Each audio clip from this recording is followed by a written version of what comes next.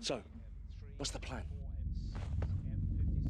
Right. Shaun of the Dead wasn't just a zombie comedy, it was a blueprint disguised as slacker fiction, a sitcom joke that mutated into genre gold, a pub crawl that doubled as prophecy. These are 20 weird details about Shaun of the Dead you completely missed. First, a hallucination, then an apocalypse with manners. Number 1. In 1999, British sitcom Spaced aired an episode where Simon Pegg's character, Tim, hallucinates a zombie invasion while playing Resident Evil. It was a throwaway gag, one quick joke in a half-hour show about flatmates and pop culture obsession. But something clicked. Edgar, Wright, and Pegg saw the potential in that single scene, the absurdity of everyday British life colliding with apocalyptic horror. What if they stretched it into a feature film? What if they treated zombie survival like a mundane pub crawl gone horribly wrong? That hallucination became the seed. A sitcom daydream turned into one of the most beloved horror comedies ever made. What began as a TV gag became a genre-defining horror comedy, proving that sometimes the wildest ideas start with one ridiculous daydream. Number 2. Before Shaun of the Dead became a modern classic, it almost went to theaters with a very different name. Tea Time of the Dead. Yes, seriously. The producers considered branding the film with the most British cliché imaginable, as if zombie survival needed a polite afternoon pause for scones and Earl Grey. Edgar Wright and Simon Pegg were horrified. Thankfully, cooler heads prevailed. Shaun of the Dead stuck a clever riff on George Romero's Dawn of the Dead that honored the genre while carving out its own identity. It was witty without being silly, dark without losing heart. Sometimes the best creative decision is knowing what not to call your apocalypse. Number 3. Low-budget filmmaking often requires creative solutions, and Shaun of the Dead found one in the most unexpected place, its own fan base. Most of the zombies shambling through the streets weren't professional extras. They were volunteers pulled from Spaced's devoted audience, fans who loved the show so much they were willing to spend hours in makeup, stumbling around London at dawn, moaning on cue. No pay, just passion. It was guerrilla filmmaking at its finest, turning fandom into fuel. Some volunteers later said they had no idea what they were getting into. They showed up expecting a quick cameo and ended up covered in fake blood, wandering through fog-soaked alleyways for 12-hour shoots. But they stayed, because being undead in a Pegg and Wright film was worth every shuffling step. When fandom gets too real, it becomes cinema. And these fans didn't just watch the apocalypse, they became it. Number 4. That iconic costume, Shaun's wrinkled white shirt and crooked red tie, wasn't just wardrobe, it became a relic. After filming Wrapped, the shirt was preserved and eventually donated to Seattle's Museum of Pop Culture, where it now rests behind glass like a piece of cinematic history. But that's the point. Shaun of the Dead earned its place in the cultural canon not through spectacle, but through heart and precision. The shirt represents something bigger than costume design. It's the uniform of reluctant heroism, the dress code for someone who stumbles into adulthood while the world falls apart. That white shirt and red tie now live behind glass at Seattle's Mopop Museum, proof that even the mundane can become legendary when worn during the end of the world. Number 5. The Winchester Pub, Shaun's safe haven and the emotional anchor of the film, was a real location. Originally called the Duke of Albany, it stood in New Cross, South London, serving pints long before zombies ever arrived. For fans, it became a pilgrimage site. People would visit, order a pint, and sit in the same booth where Shaun planned his doomed rescue mission. But the pub didn't last. Years after the film's release, the Duke of Albany closed its doors and was converted into apartments. The iconic exterior remains, but the interior, the heart of the story, is gone. It's a strange, sad irony. Shaun and his friends fought to survive in that pub, but the pub itself couldn't outlast gentrification. The Winchester died too, not from zombies, but from progress. Sometimes fiction preserves what reality can't. Number 6. Shaun of the Dead is a masterclass in foreshadowing, and nowhere is that clearer than in the casual dialogue early in the film. The characters literally reveal how they will die in throwaway lines that seem like jokes until they're not.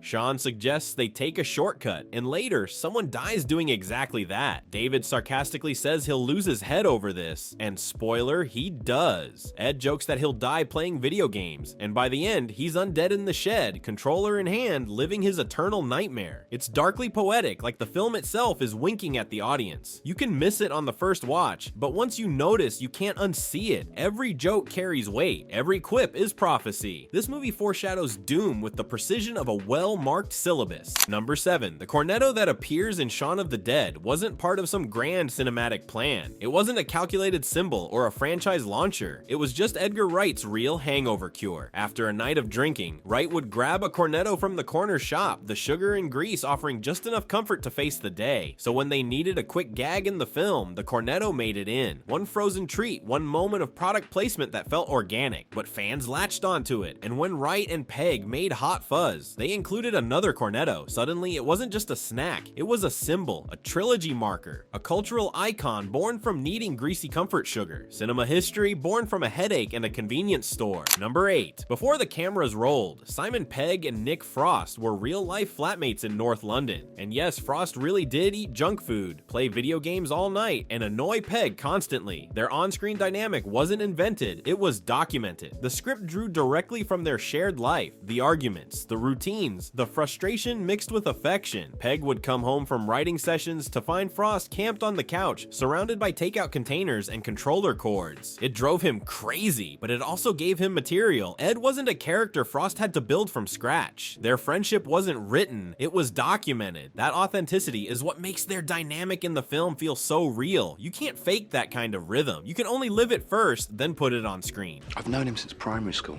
You know, I like having him around. He's a laugh.